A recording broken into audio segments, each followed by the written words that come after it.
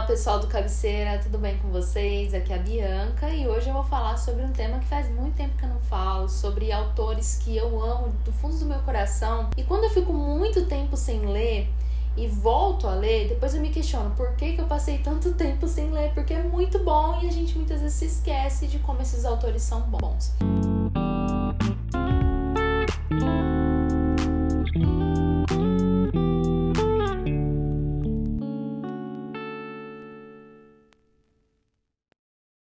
Hoje eu vou falar, na verdade, não é sobre uma obra do C.S. Lewis e do Tolkien, porque eu sei que vocês já viram aqui no título do vídeo, né? Mas eu vou falar aqui um pouquinho sobre a biografia deles através desse livro aqui, do Colin Duriez, não sei se é assim que se pronuncia, J.R.R. Tolkien e C.S. Lewis, O Dom da Amizade.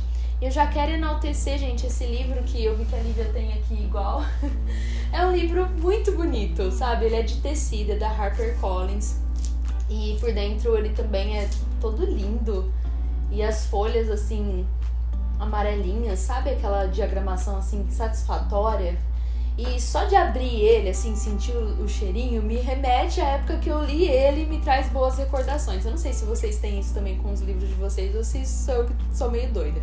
Esse livro aqui, na verdade, eu li ele, se eu não me engano, em 2018, 2019, antes da pandemia, com certeza. E aí eu tava pensando, o que eu posso trazer aqui pro canal, né? Um tema mais leve, eu só trago pedrada aqui pro canal, vamos dar uma diversificada. E aí eu falei, nossa, tem esse livro aqui que foi lido há tanto tempo, edificou tanto a minha vida que eu acho que eu vou revisitar. E aí eu revisitei ele, né? Comecei a fazer anotações, fiquei vários dias mergulhada nesse livro e eu falei assim, meu Deus, como a gente esquece que a vida de C.S. Lewis e a vida de Tolkien tem um potencial tão grande de edificar a nossa vida. E é sobre isso que eu quero falar aqui hoje. Eu quero lembrar que tem vários vídeos aqui no canal já sobre C.S. Lewis, alguns sobre Tolkien. E mais especificamente, teve um mês lá nos primórdios do canal que a gente falou só sobre C.S. Lewis. E eu trouxe uma resenha só sobre a vida de C.S. Lewis. Devia ter trazido o livro aqui pra vocês, né? Mas me esqueci. Então lá tem um apanhado geral desde a infância dele até a sua morte. Aqui eu vou contar um pouquinho sobre a vida de C.S. Lewis, curiosidades que eu ainda não contei, um pouquinho da vida de Tolkien e em que momento eles se encontraram e por que essa amizade foi tão importante. Vale lembrar que o ponto auge da amizade do C.S. Lewis com Tolkien não foi apenas a conversão do C.S. Lewis, mas também a produção de obras literárias magníficas que só foi possível de ser publicada e só foi possível chegar às nossas mãos por conta dessa amizade.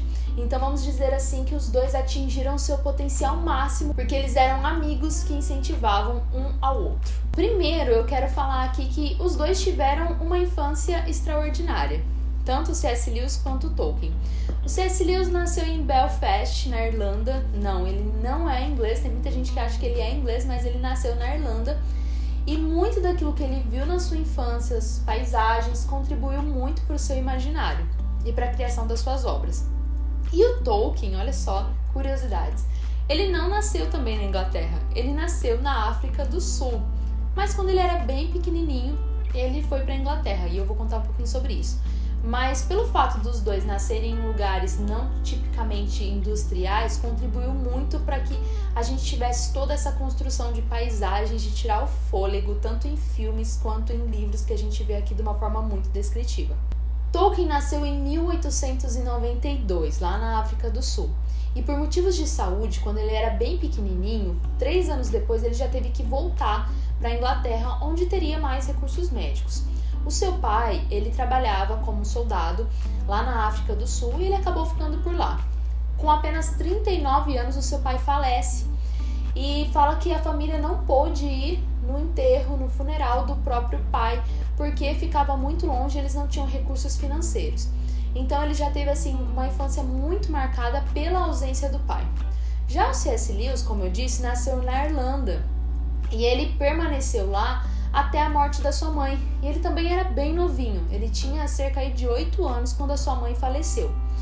E a gente vai ver que ao longo da história aí de C.S. Lewis, ele não tinha um bom relacionamento com o pai. Logo depois que a sua mãe falece, o pai envia ele e seu irmão Warren para um reformatório na Inglaterra.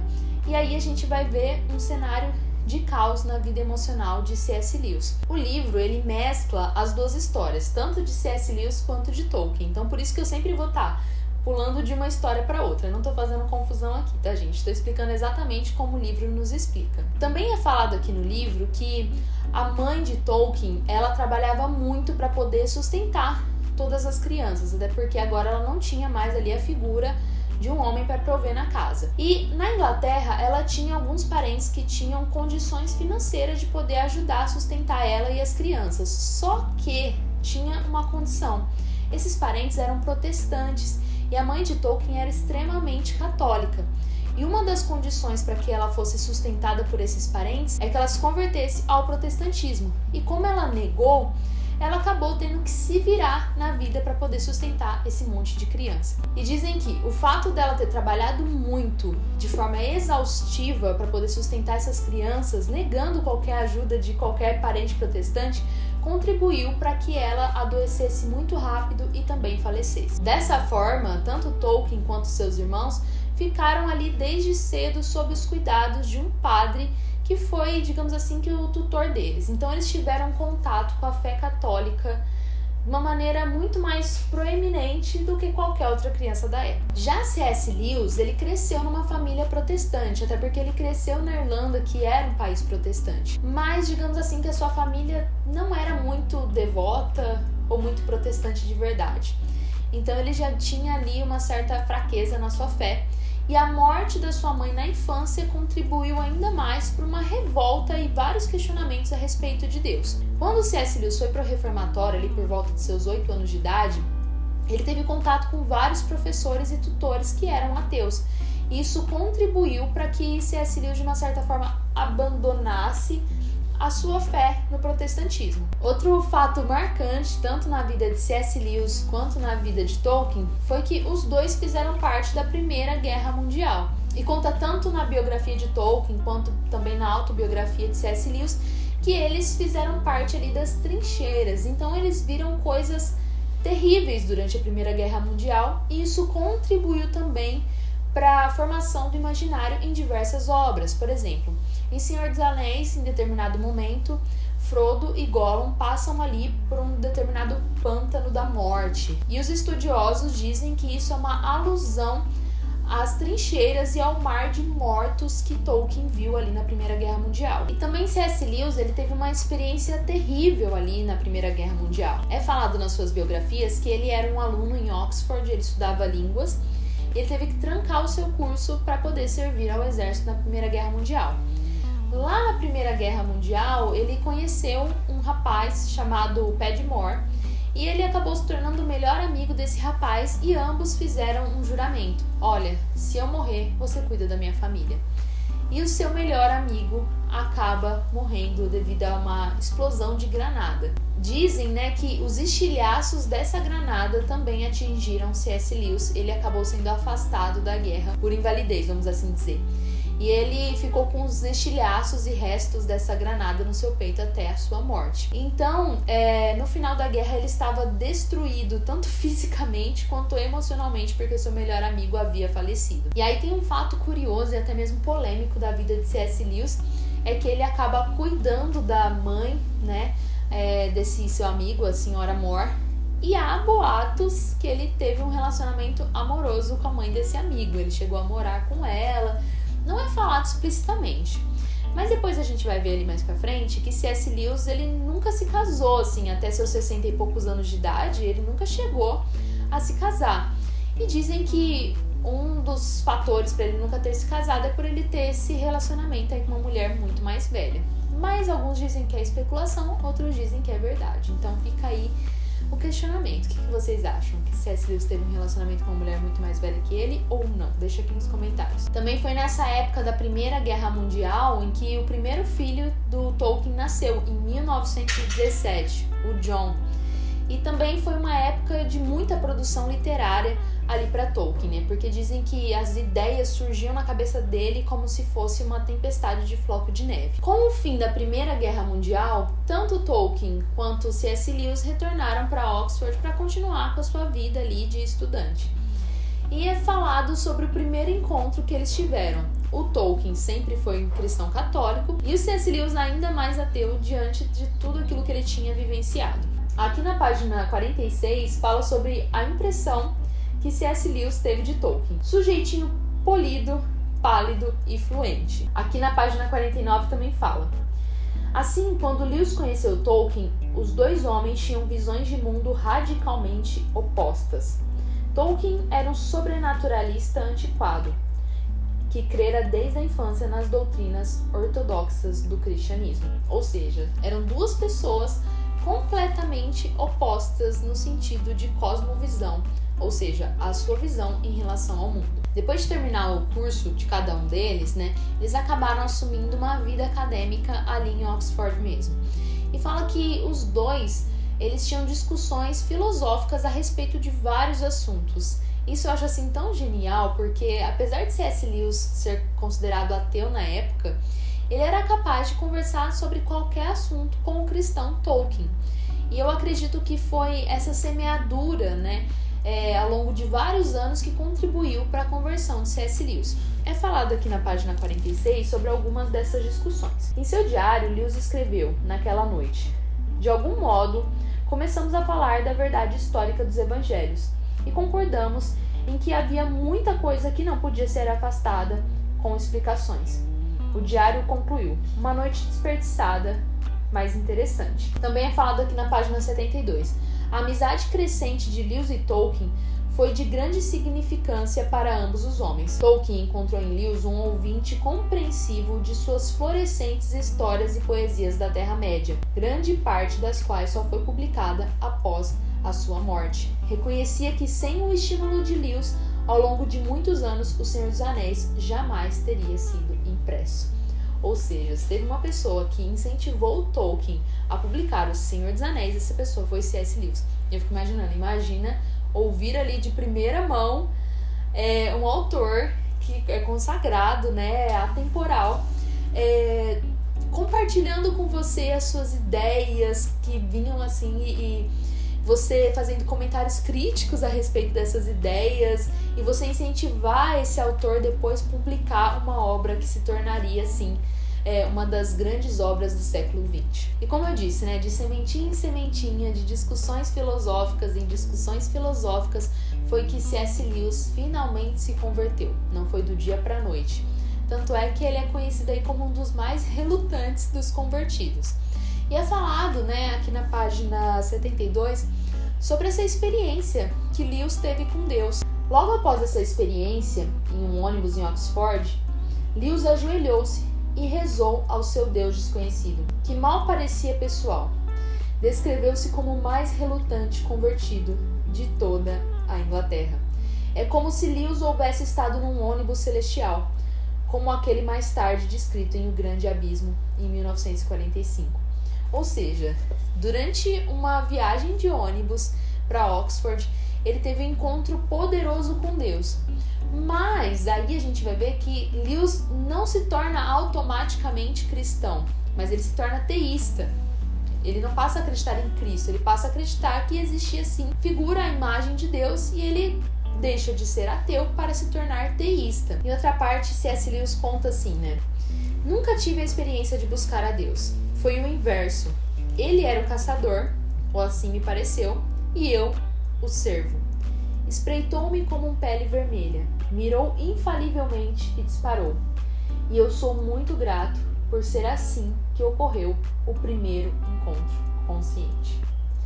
Eu achei assim tão bonito, como se Deus estivesse à procura dele e não ele ao encontro de Deus. Teve um momento que ele não tinha mais o que fazer, ele ficou ali à espreita e Deus, como se fosse um caçador, atirou e ele teve que simplesmente se render à obra de Deus na vida dele. E é claro que a conversão de C.S. Lewis ao cristianismo rendeu a ele um imaginário para que hoje a gente pudesse conhecer as suas obras, Eu acredito que foi aí que C.S. Lewis de fato começou a ser reconhecido como um escritor relevante, porque antes os seus escritos não eram tão interessantes ou não faziam tanto sucesso. E uma das coisas que eu gosto muito aqui nesse livro é que conta todo o processo criativo dos dois, tanto a visão deles em relação ao cristianismo e como as suas obras mostravam de certa forma o cristianismo, como também como uma boa fantasia escrita pode levar uma pessoa até o conhecimento do Evangelho. Tolkien, por exemplo, acreditava que a humanidade era feita à imagem e semelhança de Deus.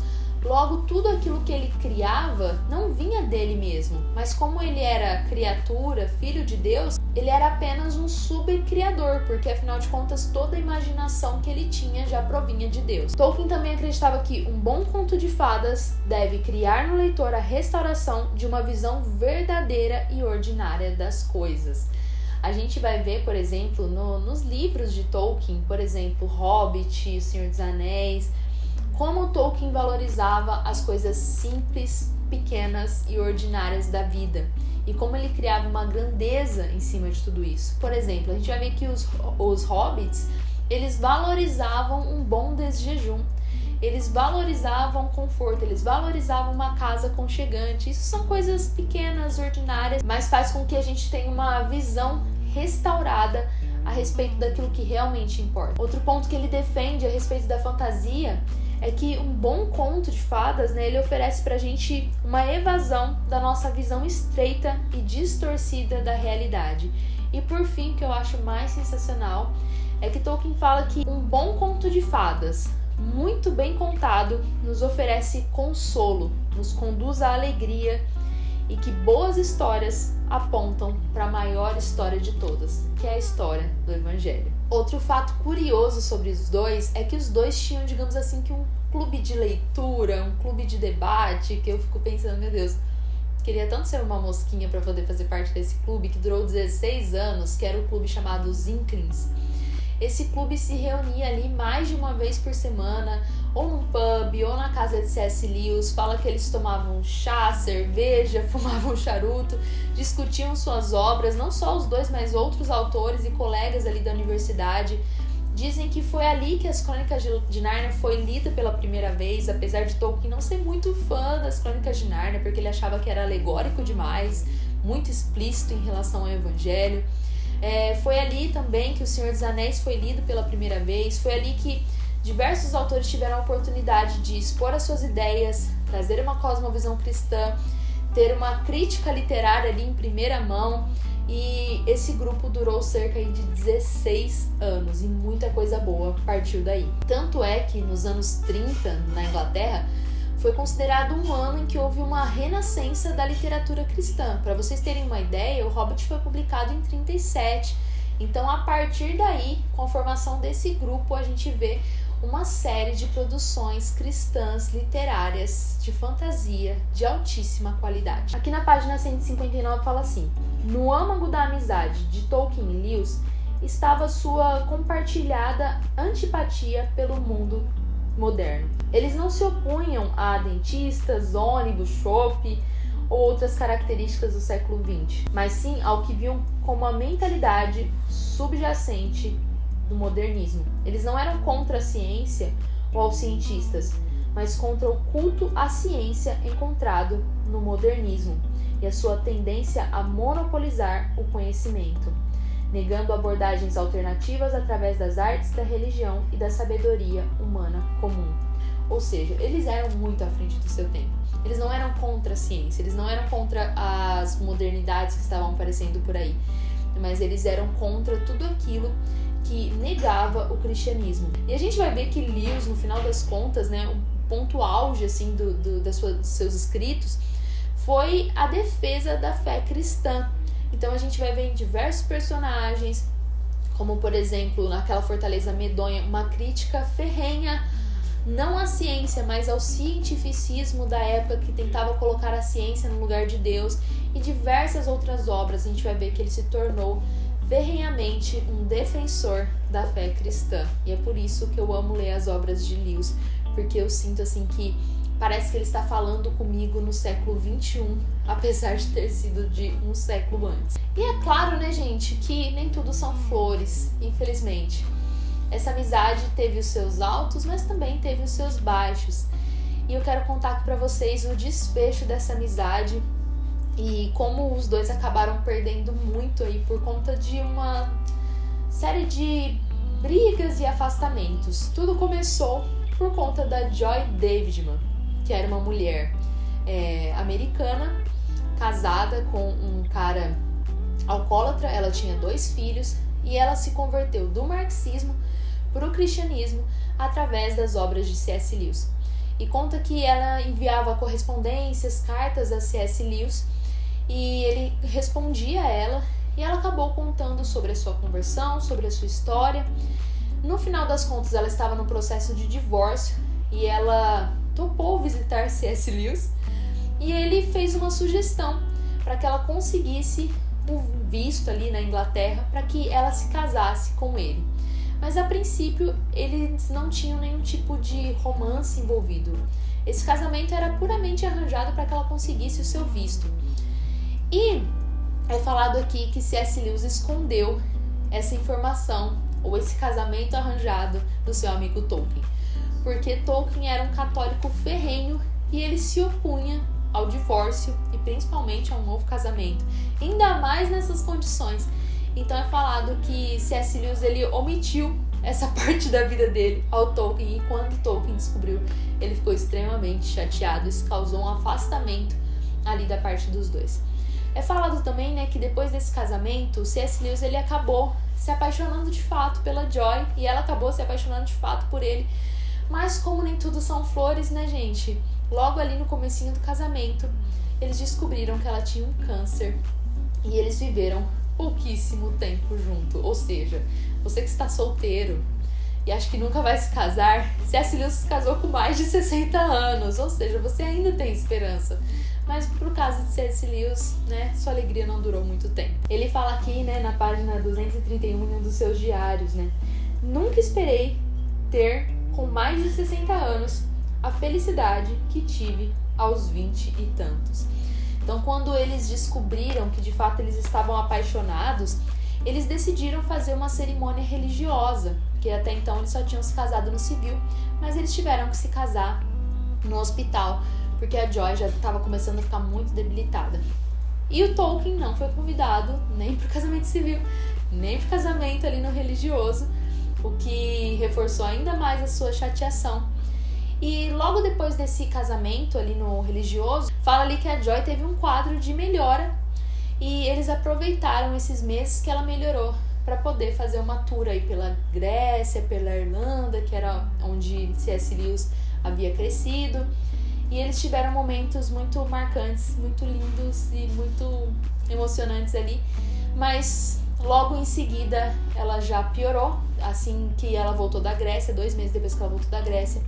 E ela acabou falecendo 2 meses depois. Partiu o coração. E fala que quando ela estava ali no seu leito de morte, a esposa de Tolkien ficou insistindo para que Tolkien fosse visitar ela, tentando reatar também a amizade entre os dois. E fala que Tolkien visitou a Joy no seu leito de morte ali no hospital.